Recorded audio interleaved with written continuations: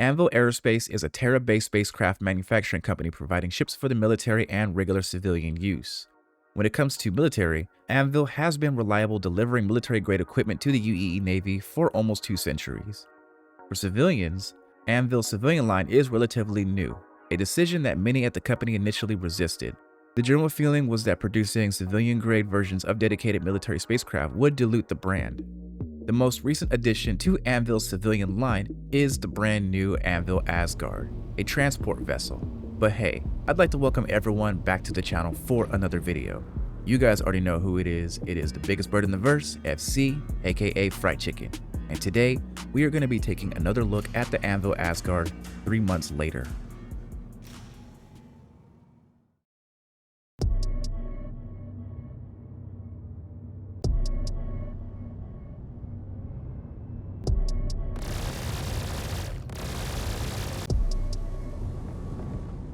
The Anvil Asgard, in my opinion, is more or less an anomaly in Star Citizen. This thing came out of nowhere as a ghost drop with very small to little hints before its initial release. And everyone was really excited because we were now able to tote around those large ground vehicles without having the need to own a Hercules series spacecraft. So much so, people are now chiming in saying that the Asgard is going to be pitted against the Polaris in the final bout in the ship showdown for 2025. But take that with a grain of salt because that is more or less speculation.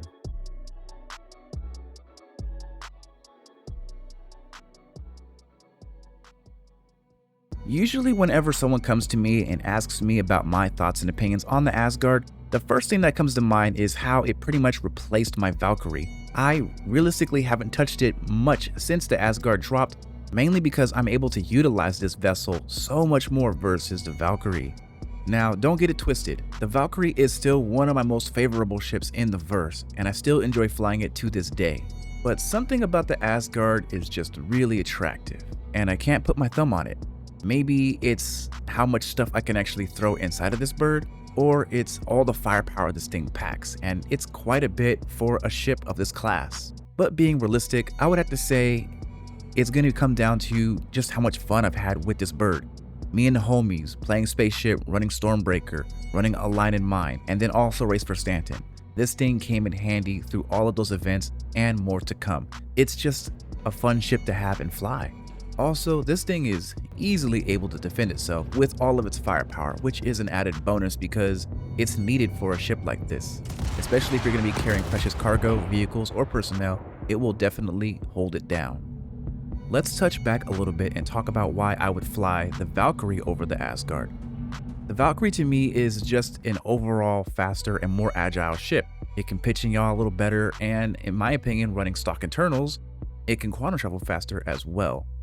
When I use the Valkyrie these days, it's more or less for small ops, bunker busting, outpost running, or making my way to the Lazarus Labs with a ship that has a strong enough hull to be able to survive getting a pelting on from other players or NPCs. At the end of the day, I fly both of them and enjoy them at the same time. They're great and, truly amazed that CIG was able to make such a wonderful spacecraft.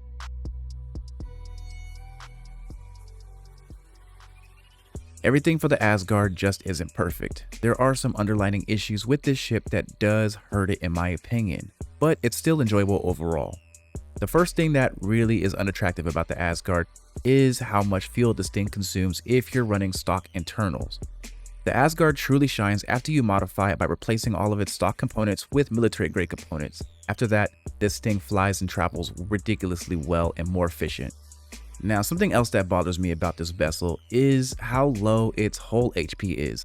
This thing goes down quite easily, does not take a lot of shots and able to disable this vessel. So whatever you're doing, make sure you keep that in mind that once you start taking damage, you may go down real quickly. Now, this ties back to what I was talking about with the Valkyrie, why I would choose it over the Asgard. If I'm hitting bunkers, outposts, or asteroid bases, I would prefer that ship over this one, mainly because this one can't take a hit. Those AAs scattered around the outpost literally eat this ship up in seconds. Same thing with light fighters. Whenever I go to the Hawthorne locations, usually someone in a Gladys or something else that's really small form just tears this ship apart as well, mainly because the shields just aren't strong enough. Even with military grade shields, it still just gets ran through. Now, someone correct me if I'm wrong, but in my opinion, this ship feels like it pitches and yaws a little slower than usual. I felt like during its initial release, it was a little faster, but now I'm not sure, maybe because I just got so used to flying it that it just feels slow to me, but it does feel a little sluggish when you're trying to pitch and yaw. I don't know. Someone down below in the comments tell me if they changed it or not. I don't really remember. I just know I fly it all the time and I enjoy it. And what is up with taking one fuse out of the ship to disable it completely? One small fuse and the whole entire ship just doesn't want to function no more. That's crazy, but other than that, it's good, it's good. Also, as a friendly reminder, I am hosting a giveaway for the brand new ship, the L21 Wolf from Kruger Intergalactic. All you gotta do in order to enter this giveaway is 1, be a subscriber, and 2, comment on any video from August 18th to September 18th for your chance to win the brand new L21 Wolf from Kruger Intergalactic.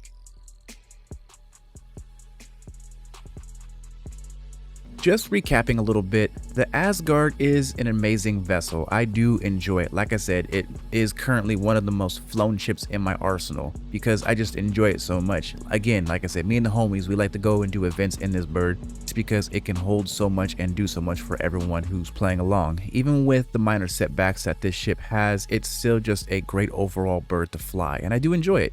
It has all those missiles on top, which in my opinion is a very ugly looking feature. It's just sitting front and center on top. I wish it would like tuck into the body or the frame of the ship a little bit, but it is what it is. It's just a cool bird overall. It does have some good pros and it does have some pretty bad cons here and there, but that's only if you just leave the ship stock. Like I said earlier, the fuel issue is not really an issue. Get yourself a better quantum drive and this thing flies amazingly across the whole system. Do multiple trips across Pyro, Stanton, doesn't even matter, and it flies fast too after you get done swapping out those components.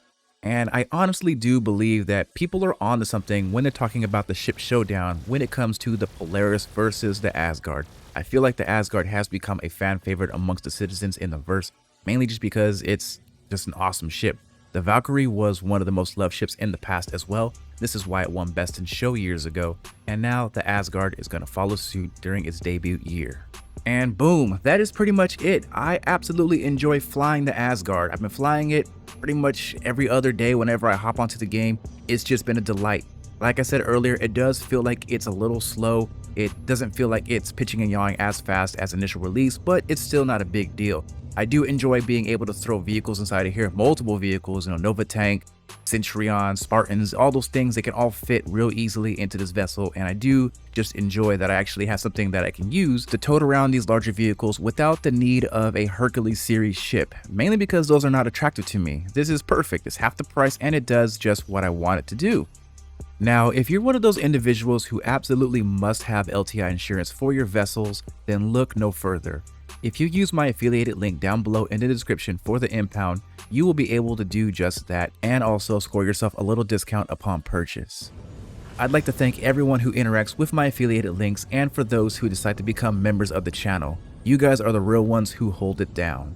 But yeah, please don't forget to rate, comment, and subscribe. Slap that like button because it really does push me up in the algorithm so more eyes are able to see the biggest bird in the verse. But you guys already know who it is. It's FC, aka Fried Chicken. Big Bird out.